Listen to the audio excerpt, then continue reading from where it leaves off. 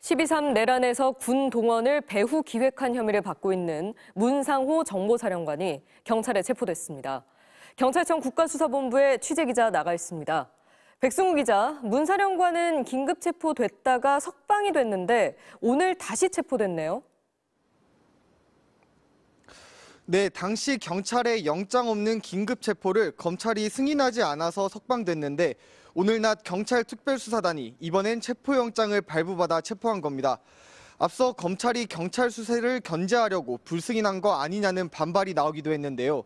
오늘 수사기관들끼리 대상을 나누기로 합의가 되면서 정보사 수사도 빠르게 정리가 되는 모양새입니다.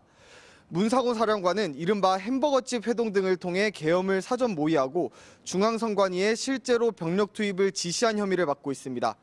또 그 자리에서 함께 계엄을 모의하는 등 내란의 배후, 비선으로 지목된 노상원 전 정보사령관은 오늘 영장실질 심사를 받았습니다. 오늘 법정에 나오지는 않았는데 곧 구속영장 발부 여부가 결정될 걸로 보입니다. 네, 그런데 대통령실에 대한 압수수색은 계속 경호처에 가로막혀서 진전이 없는 것 같습니다. 어제에 이어서 오늘도 경찰이 압수수색에 실패했죠.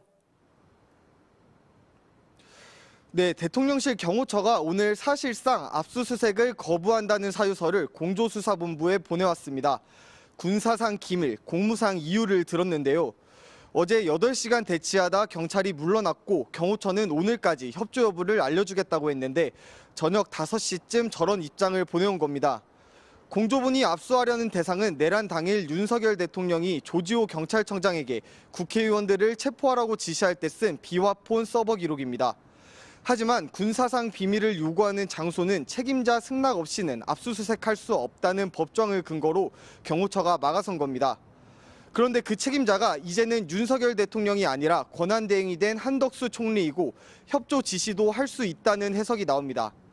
이에 대해 총리실 고위 관계자는 한 총리가 지시할 일이 없다며 일단 관여하지 않겠다는 반응을 내놨는데요. 하지만 증거인멸과 경찰 경호처 간 충돌 방지를 위해서 한 총리가 적극적으로 나서야 한다는 지적이 공조본 안팎에서 나오고 있습니다. 지금까지 경찰청 국가수사본부 앞에서 MBC 뉴스 백승우입니다.